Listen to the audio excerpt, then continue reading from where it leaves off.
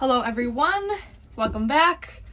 You should have received in your Driftwood package a piece of driftwood, some of these coconut shreds, 2 little eye hooks, some string, some soil, and a plant. Now to start, I'm going to put some of the stuff aside. You're going to take your eye hooks and you're going to determine which way you want your driftwood to lay on the wall. Usually I pick the flatter side because if pretend this is the wall, it doesn't move around as much. But this side it's a little wobbly. And then you're going to figure out your orientation. I usually like mine to go this way, but I have seen some people hang them this way too, and that looks nice. But I think I'm going to make this the bottom. So we are going to take our little S-hooks and screw them into our driftwood. This is the trickiest part, you guys, because sometimes it's a pain in the butt. But you're going to screw them into your driftwood and then cut a piece of string and tie it in between both of these little hooks. If you have trouble, you can use pliers, or if you have like a drill at home, you can always make a tiny hole first and then drill them in. You just want to make sure that it's nice and tight. You want to make sure that it's really secure. And if you guys hear my dogs barking, I can literally see a stray cat approaching my yard, so they're probably going to bark any minute now, and I'm sorry. Okay, so my 2 hooks are in. Then I'm going to cut some string. So I have about, I don't know, a foot of string here. And you're going to string this through both hooks.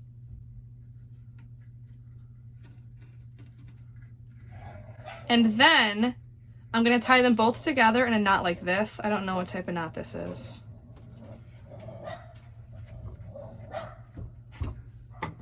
The stray cat left. My dog scared him off. Then trim off your ends. Now when you hang it from the wall, you want to hang it from both of these strings so it'll be extra secure. So now you're going to flip over your piece of wood and determine where you want your plant to go. I usually put mine towards the bottom of the wood. I just kind of like it that way. And we're going to take our plant out of the pot. And if it has some pretty intense roots like this one does, I'll kind of just loosen them up a little bit so that it'll sit nice and flush on my piece of wood. And yes, this project is messy. So now they're nice and flat. I think I'm going to put it right there. And then you're going to take some of your extra soil that I provided and pack it around the roots.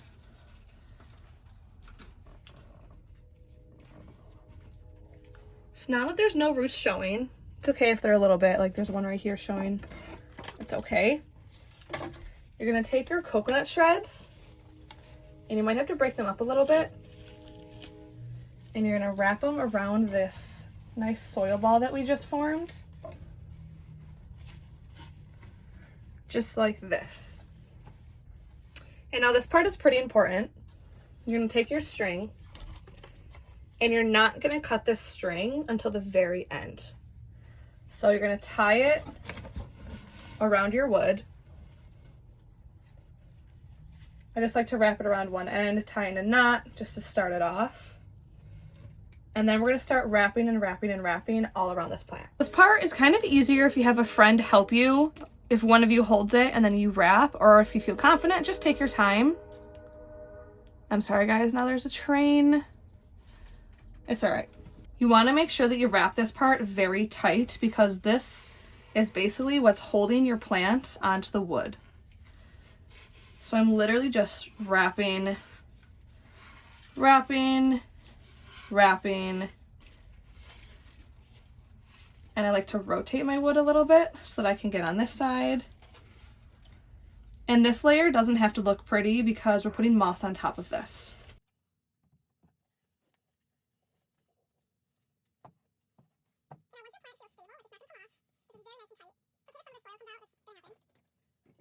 We're going to put this aside, the string. It's not going to unravel. We're going to be okay. And then we're going to grab our moss. You should have received a good amount of this sheet moss in your package, and you might have to break it up like I am. And we're going to do the same thing we did with our coconut, is we're just going to gently wrap this around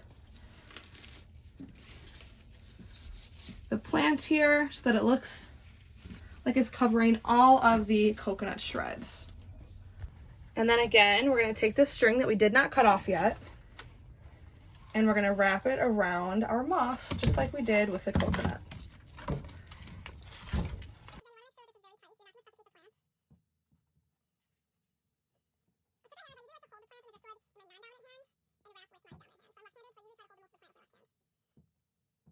And you want to make sure that you wrap nice and close up to the soil here too, because that's really going to make the plant really secure.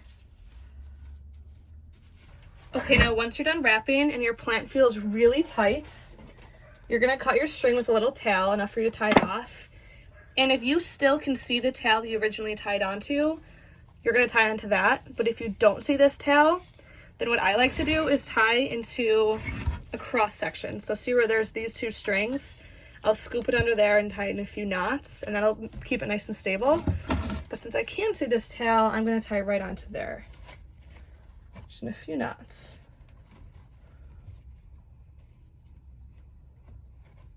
Then I'm going to trim this off. And there you have it. A beautiful driftwood mounted plant. Most of these plants need bright indirect light. This is a north-facing window that it's near. They don't need to have any crazy direct sunlight. And to water them, you really need to soak the plants so that the soil under this moss gets fully saturated. What I like to do is either dunk the whole thing in a bucket or put it on the floor of my shower every week when I shower.